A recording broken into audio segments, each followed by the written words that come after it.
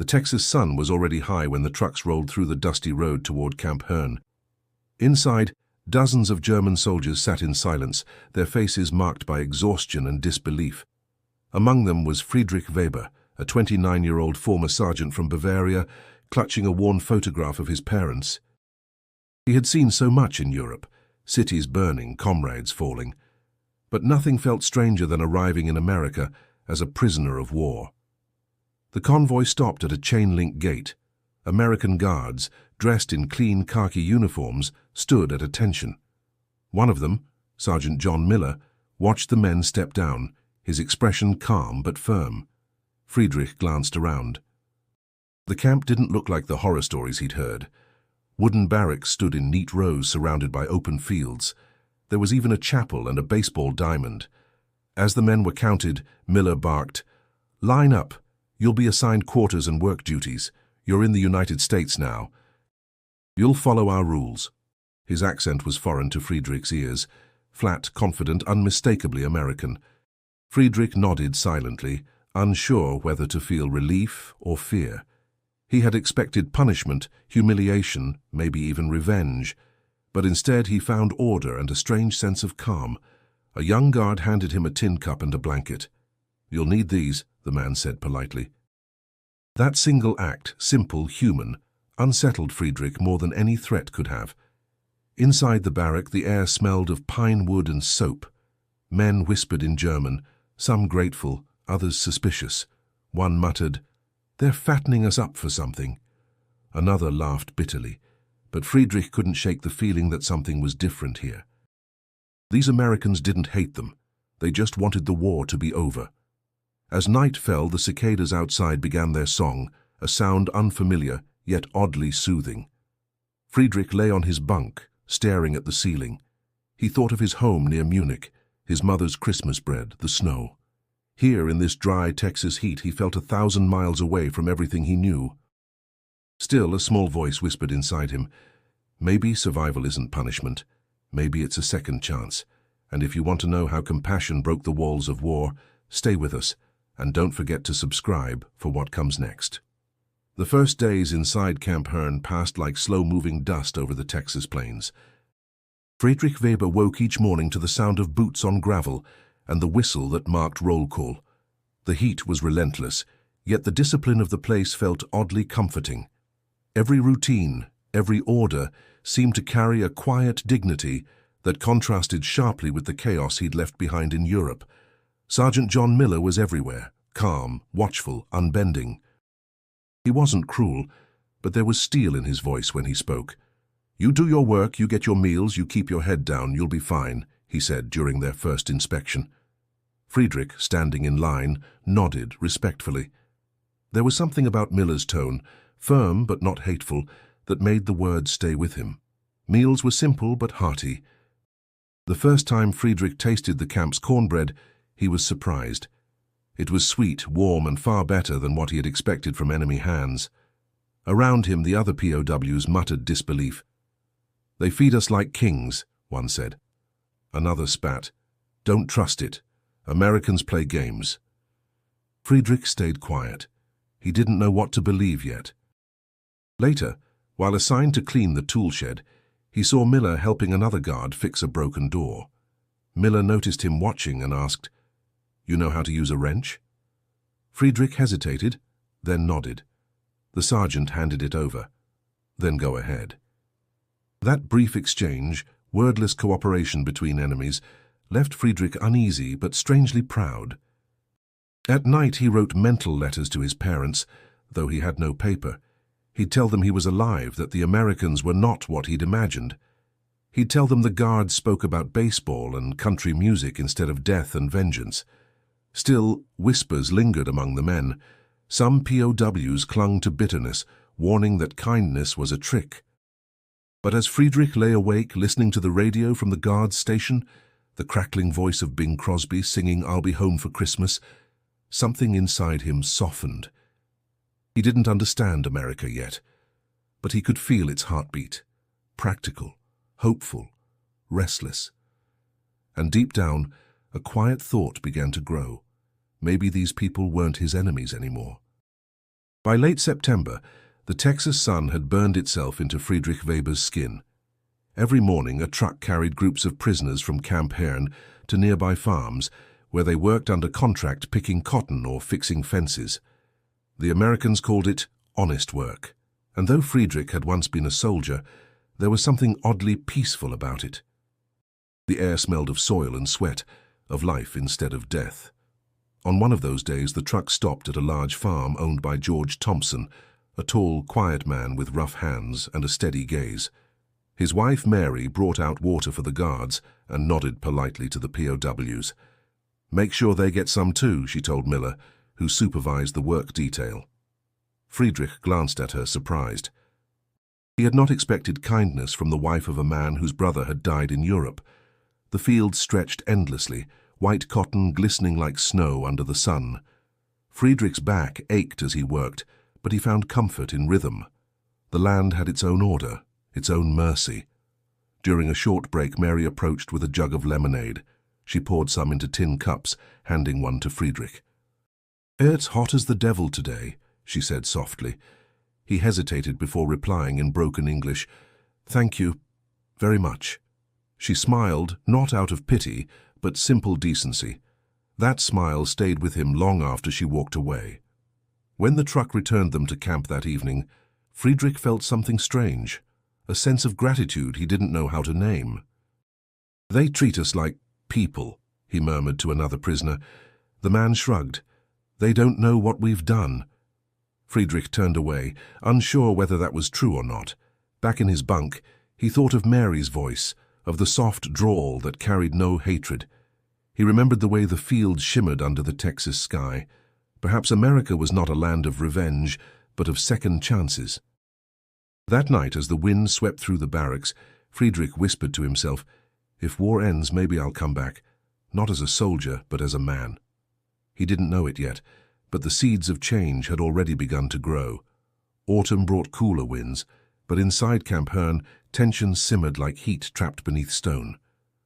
The initial calm that had settled over the German prisoners began to fracture. Small cliques formed, men who still clung fiercely to the Reich, and others, like Friedrich Weber, who simply wanted to forget the war ever existed. At night, arguments broke out in hushed German voices. "You're getting soft, Weber," hissed Kurt Adler, a loyal Nazi sergeant who still wore his pride like a weapon. "You drink their coffee, eat their food, and smile like one of them." Friedrich stared back, quiet but unyielding. "Maybe I'm just tired of hating," he said. Kurt's eyes burned with contempt. "You sound like an American already." That word, American, hung in the air like an accusation. To some it meant weakness, to others, salvation. Friedrich wasn't sure which side he belonged to anymore. The camp routines continued. Morning roll calls, work details, letters censored and delayed. Yet beneath the surface something darker brewed. The diehards scrawled swastikas on the barrack walls and whispered about loyalty to the Führer. They despised anyone who spoke kindly of their captors.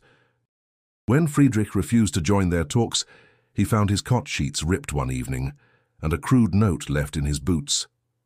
Traitor. He didn't tell Sergeant Miller. He couldn't. Pride and fear kept him silent. Still, Miller seemed to notice the tension. One afternoon, while distributing rations, he paused and asked, "Everything all right, Weber?" Friedrich hesitated before replying, "Yes, Sergeant." "Everything fine?" Miller studied him for a long moment, then handed him an extra slice of bread without a word. That small gesture, quiet understanding without intrusion, was more comfort than Friedrich expected. As days passed, he began to withdraw from the other prisoners, choosing instead to read old American magazines left behind by guards. The pages were filled with smiling families, shiny cars, and headlines about baseball and elections. It felt like another planet, one untouched by bombs or propaganda. Still, the hostility inside the camp pressed on him like an invisible wall. He wondered which would break first, the war in Europe or the one within these fences. And somewhere deep down, Friedrich feared that peace might be harder to survive than war itself. November arrived with cold winds sweeping across the camp, carrying the faint scent of rain and wood smoke. The season reminded Friedrich Weber of Bavaria, grey skies, early nights, and the ache of distance. Letters from home were supposed to come through the Red Cross that month, but only a handful reached the camp. The men gathered anxiously near the distribution table, hope and fear written on every face. When the guard called out names, Friedrich waited, his hands clasped tight behind his back. One letter after another went to someone else. Finally, the guard folded the remaining stack and said, "That's all for today." A hollow silence fell over those left empty-handed. Friedrich turned away, forcing down the lump in his throat. That night, he listened to Kurt Adler boasting about receiving a message from his cousin near Hamburg. "They say our armies are holding strong. Germany will rise again," Kurt declared proudly. Some men cheered weakly, desperate to believe it. Friedrich stayed quiet, staring at the flicker of the lantern above. He didn't believe in victory anymore, just survival. The next morning, while repairing crates near the storage shed, Sergeant Miller approached him. "Did you get any news?" Miller asked. Friedrich shook his head. "No letters." "Maybe my town no longer exists." Miller hesitated, then said softly, "Sometimes no news is still good news. Means they're still out there." Friedrich looked up, surprised by the man's attempt at comfort. "You sound like a priest," he said. Miller smirked. "Nah, just a man who knows waiting hurts." That evening a storm rolled in. Rain drummed against the roofs, and lightning split the sky. Inside the barrack, Friedrich sat near the window, listening to the thunder. The others were quiet, each man lost in thoughts of home, wives, mothers, children, faces fading with every month of silence. Friedrich thought of his mother's handwriting, her gentle scoldings, her Sunday prayers. He imagined her lighting a candle, whispering his name into the darkness. He wondered if she still believed he was alive. The sound of the rain became almost like words, soft, uncertain, but comforting. He closed his eyes and murmured, "If you can hear me, Mutter, I'm still here." Outside, the storm passed, leaving the camp washed clean but heavy with longing. As Thanksgiving passed and December crept closer, the town of Herne began dressing itself in garlands and string lights. Windows glowed with warm yellow lamps, and the smell of cinnamon and pine floated through the streets. While the war still raged overseas, life in small-town Texas clung stubbornly to hope. At the First Baptist Church on Main Street, a meeting took place after Sunday service. Pastor Harold Reynolds stood at the pulpit, voice steady but somber. "This Christmas, I want us to remember that love doesn't stop at borders. Those boys behind the fence, they're human too." A murmur rippled through the pews. Some nodded in silent agreement, others stiffened. Mary Thompson, sitting near the front, glanced at her husband George. He gave her a slow nod. Their own pain hadn't dulled since her brother was killed in Italy, but they'd both seen how the POWs worked. Quiet, respectful, broken in ways hard to explain. Pastor Reynolds continued, "I want every family, every child, to write a Christmas card, one for each prisoner. No politics, no preaching, just compassion." The room went still. Then, slowly, hands began to rise. Back at Camp Herne, the guards heard of the plan with mixed reactions. "You think it'll matter to them?" one asked. Sergeant Miller replied, "If it doesn't, we tried. If it does, maybe it'll remind them who we are." Mary took home a small stack of blank cards. That evening, her children gathered at the kitchen table, crayons and pencils in hand. Her youngest, Emily, asked, "Mama, what do I say to a German soldier?" Mary paused, then answered, "Tell him what you'd want someone to tell Daddy if he were far from home." Emily nodded, tongue peeking out as she focused. In careful block letters she wrote, "Dear soldier, Merry Christmas. I hope you are warm and safe. Maybe you miss your mum. I hope you get to go home someday." Friedrich, of course, knew nothing of what was coming. He sat on his bunk that night, carving a tiny figure from a scrap of wood. It was a man with a hat, his father, maybe. The wind outside whispered through the barracks like a ghost, and while he tried to hold on to memories, a town he'd never heard of was already changing the course of his story. By the second week of December, the cards began arriving at Camp Herne in stacks tied with red and green ribbons. They came from children, teachers, farmers, widows, each envelope handwritten, each one an unexpected bridge across a war. In the guard station, Sergeant Miller flipped through the pile. Some were scrawled in crayon, others neatly penned in cursive. He held one up and read aloud, "Dear German soldier, I hope you find peace this Christmas. My mama says everyone needs hope." He looked up at Private Jenkins, who shrugged, blinking fast. "Kids got more guts than most adults I know." Inside the chapel, Father Reynolds sorted them by hand, carefully translating some for the guards. "We'll deliver them all," he said. "One for every man." Meanwhile, Friedrich Weber continued his daily routine without knowing what was coming. He still worked the fields when assigned, still kept to himself. He no longer responded to Kurt Adler's remarks. The bitterness in the barracks had begun to rot, and Friedrich had stopped pretending he belonged to it. On December 21st, Sergeant Miller stood in front of the assembled prisoners with a clipboard in hand.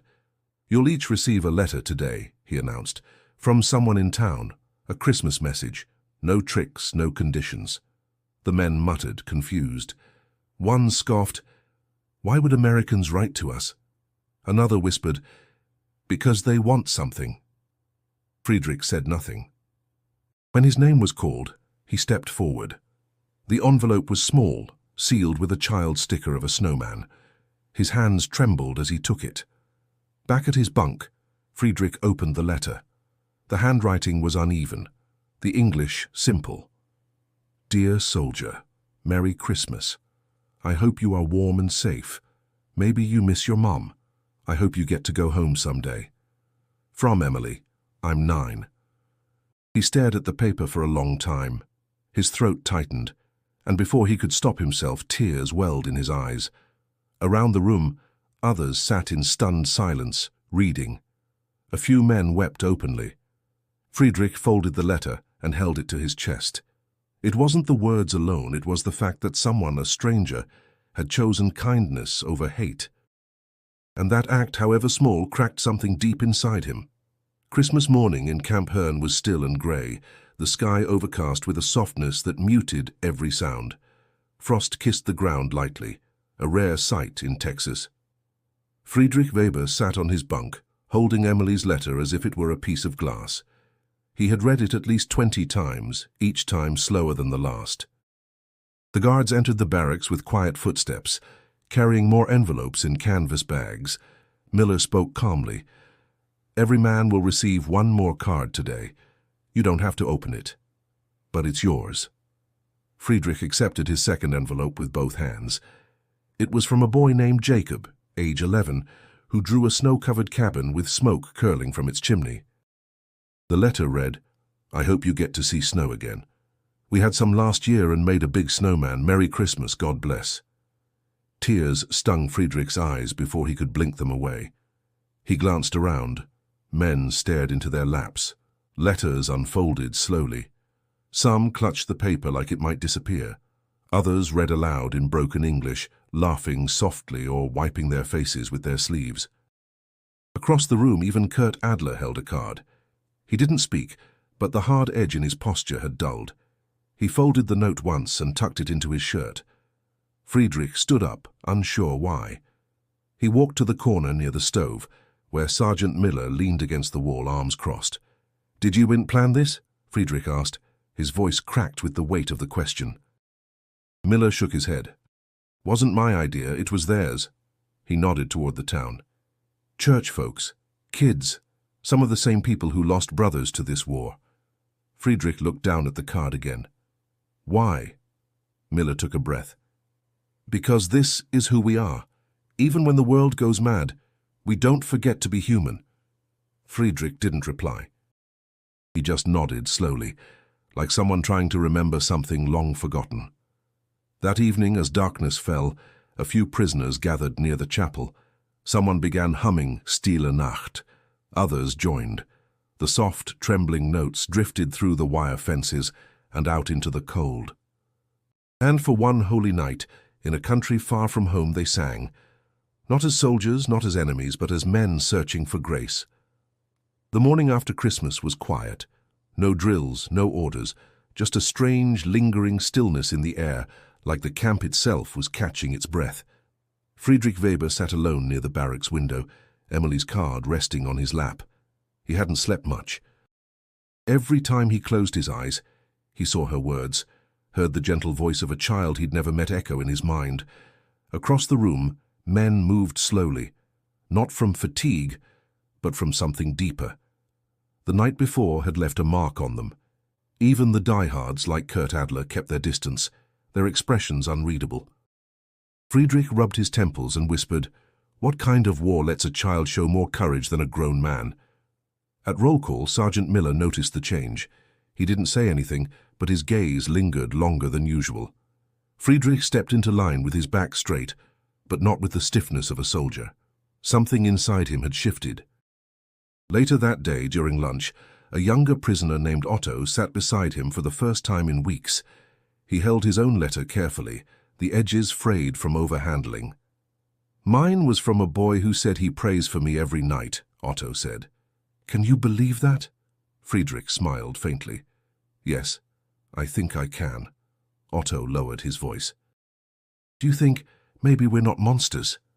Friedrich looked out toward the wire fence, then back to the boy. "Maybe we were never supposed to be." In the chapel that afternoon, Father Reynolds offered a quiet blessing. "May these cards remind us that we are not only what we've done, but what we choose to become."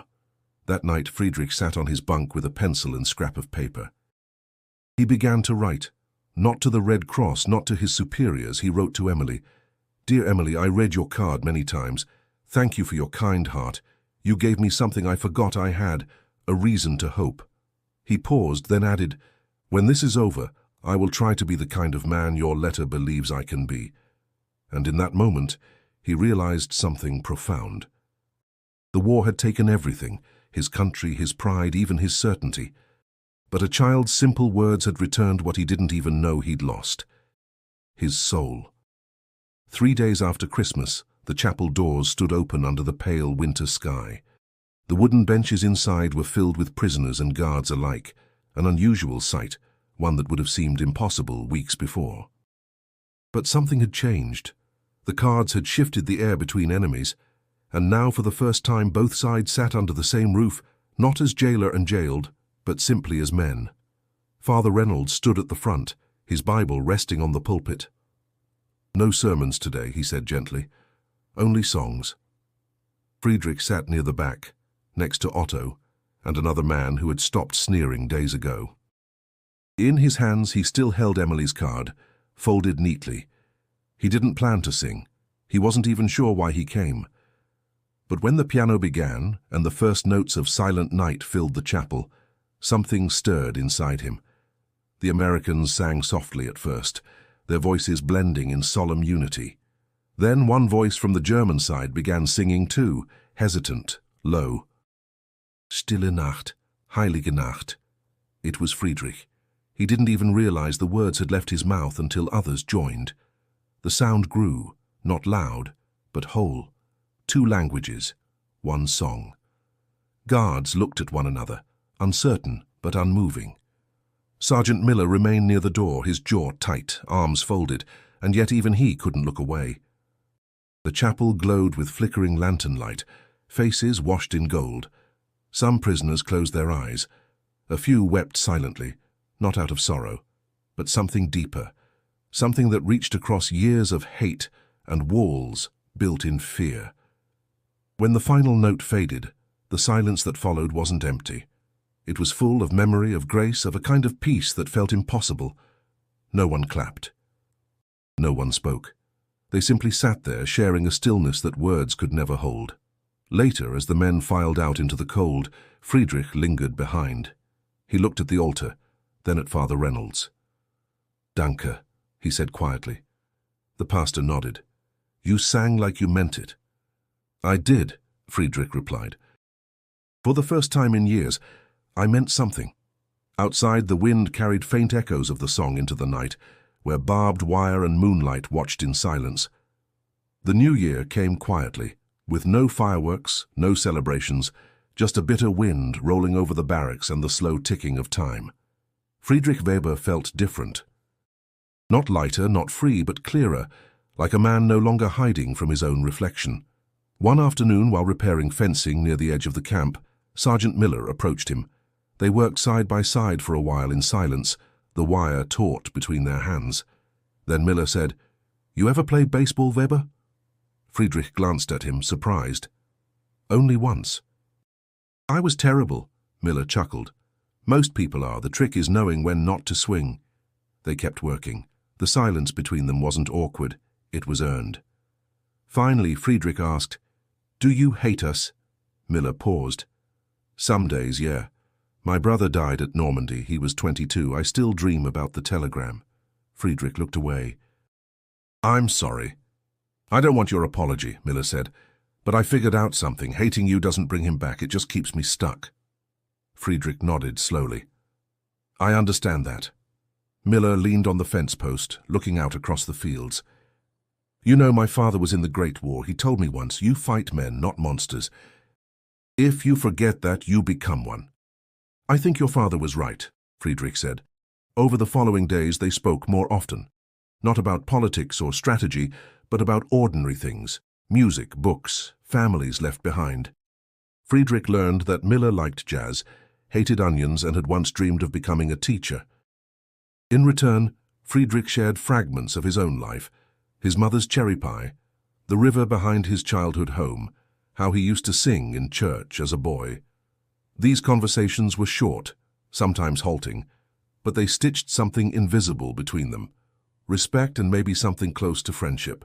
One morning, Miller handed Friedrich a folded newspaper from town. "Thought you might want to see this. It's about the armistice talks. Could be over soon." Friedrich stared at the headline, heart pounding. "After all this time..." "Yeah," Miller said quietly.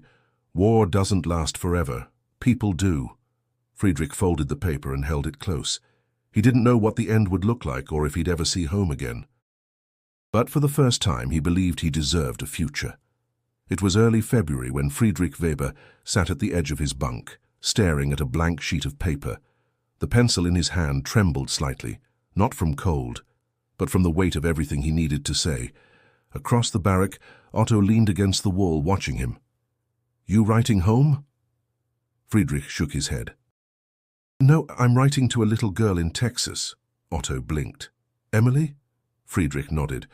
"I've read her card 100 times. I want her to know what it did to me, what it changed."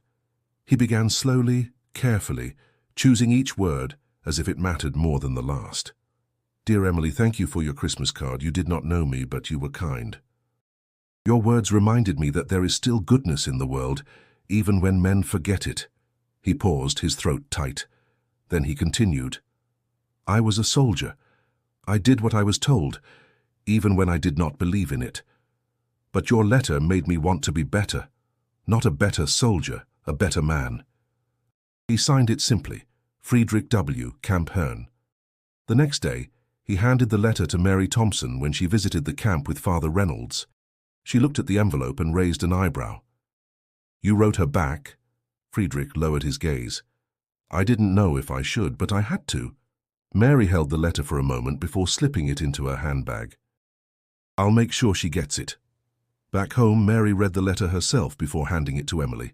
The little girl sat quietly at the kitchen table, her eyes moving across the page, lips parted in soft concentration. "Is he sad?" she asked. Mary smiled gently. "No, honey, I think he's thankful." Emily folded the letter and pressed it against her heart. "Can I write him again?" Mary nodded. "I think he'd like that." In Herne, word spread. Other prisoners began to write back, some in broken English, others with help from the chaplain. Letters passed over fences like seeds on the wind, planting something deeper than understanding. Forgiveness. And while the war still thundered overseas within those simple envelopes, a quiet peace had already begun. Spring came early that year, and with it, news that rippled through Camp Herne like a thunderclap. Germany had surrendered. The war in Europe was over. Friedrich Weber heard it from Sergeant Miller first. The two men stood by the same fence they had repaired together months earlier. Miller didn't smile, didn't gloat. He simply said, "It's done. Berlin's fallen." Friedrich's chest tightened. He had imagined this day for years, but now that it had come, he felt no victory, only silence. "And now?" he asked. Miller shrugged. Now, you go home. Eventually. The next days were a blur. Men packed their few belongings, shared food, wept quietly. Some cheered, others sat in stunned silence. The swastikas on the barrack walls were scrubbed clean, not by order, but by choice. Friedrich visited the chapel one last time. He found Father Reynolds dusting the pews. "You'll leave soon," the chaplain said. "Yes." "Will you write again?" Friedrich nodded. To Emily, and maybe to others. Outside, the trucks lined up along the road like they had the day Friedrich arrived. But this time everything was different. The guards no longer held rifles with suspicion. The prisoners no longer looked like shadows. When Friedrich stepped forward, Miller was there. They stood facing each other, both unsure of what to say. "Guess this is it," Miller muttered. Friedrich extended his hand. "Thank you, Sergeant, for everything." Miller shook it firmly. "You showed me something too, Weber. That even in war men can choose who they want to be." Friedrich hesitated, then said, "When I return home I will not wear the uniform again, not even to remember." Miller looked him in the eye. "Good. Go home. Live better than we did." Friedrich climbed into the truck. As it pulled away, he looked back at the camp, the fences, the chapel, the people who had changed him in ways no one back home would ever understand. And in his coat pocket, he still carried Emily's card. The edges were soft now, the ink slightly faded, but the hope inside it hadn't dimmed. He didn't wave. He just watched, letting the moment burn into memory. Because even in leaving, some parts of him would never truly depart. The year was 1965, and the world had changed. Highways had replaced dirt roads. Radios gave way to television. But in the quiet town of Hearne, Texas, time still moved gently, like the slow drift of summer dust. Friedrich Weber stepped off a Greyhound bus, his hair graying at the temples, a leather satchel slung over his shoulder. He wore no uniform, just a pressed shirt, slacks, and the same watch he'd worn since the war. He hadn't been back to America since his repatriation 20 years earlier. But this visit was different. He walked down Main Street, past storefronts and faded signs, until he found the old white chapel. It looked smaller than he remembered, but still stood proud beneath the wide Texas sky. A bronze plaque near the door caught his eye. In memory of the Christmas of Compassion, Camp Hearne, 1944. Inside, pews sat quietly in the dim light. Friedrich sat near the back, hands folded in his lap. He stayed there for several minutes before a voice called softly from the entrance, "Can I help you?" He turned. A woman stood there, her posture strong, eyes kind. "I'm sorry," he said. "I was looking for someone. Her name is Emily." She tilted her head. "Emily Thompson?" "Yes, she wrote me a card many years ago." The woman smiled gently. "I'm Emily." Friedrich stood slowly. "You were 9. And you were a stranger in a cage," she replied, stepping forward. "But you weren't a stranger to me." He reached into his coat and pulled out a small, worn envelope. Inside was the same card. The crayon snowman faded, the words still legible. "I kept it," he said, "all these years." Emily's eyes filled. "I remember every word I wrote. I didn't understand much back then. Just that my mama said kindness mattered more than winning." They sat together in the front pew, speaking in soft tones, about the past, about forgiveness, about what they had both carried all this time. Before leaving, Friedrich took a small wooden cross from his bag, one he'd carved in the camp, and placed it gently on the chapel's windowsill. "No one else will know," he said. "But we will," Emily nodded. "And that's enough." Outside, the wind blew warm across the land, as if the earth itself remembered what they had once shared. Friedrich Weber stood on the hill overlooking where Camp Hearne once stood. There was nothing left but open fields and scattered stones, yet he could still see it all clearly. The barracks, the wire, the chapel light at dusk. In his hands he held a new letter. It was from Emily's daughter, Sarah. She had written after Friedrich returned home again, thanking him for visiting, for remembering, for teaching them a story most history books would never tell. As he read, The wind moved gently through the grass. He closed his eyes and heard the voices, Otto's laughter, Miller's calm commands, the soft humming of Stille Nacht. Time had not erased them. He spoke aloud, though no one was near. The war tried to make us enemies, but a child's letter made us brothers. Before leaving, Friedrich took a stone from his pocket. He had carved one word into it, Gnade, grace. He placed it beneath the oak tree where the chapel once stood, pressing it into the soil like a promise. Back home in Germany, Friedrich lived quietly. He became a teacher, just as Miller once dreamed to be. Every December, he told his students the story, not about battles or generals, but about a girl in Texas who chose kindness over fear. Some listened, some rolled their eyes. But one year, a boy stayed after class and asked, "Did it really happen?" Friedrich smiled. "Yes, and it saved me." As the years passed, letters continued between Friedrich and Emily. They grew older, traded stories about children, gardens, the slow but relentless beauty of life. When she passed away, her daughter sent Friedrich one last gift, the original card framed in oak, with a note that read, "She always said it was the most important thing she ever wrote." Friedrich placed it above his writing desk, where he could see it every morning. He never forgot her handwriting or the innocence that had shattered a soldier's defenses. To those who heard the story, it sounded simple, a card, a prisoner, a Christmas. But Friedrich knew better. It was never just a card. It was a doorway. And through it, he had walked into a new life, one shaped not by orders, but by the courage of compassion. If stories like this remind you of the power we hold to change one another, subscribe and keep history alive.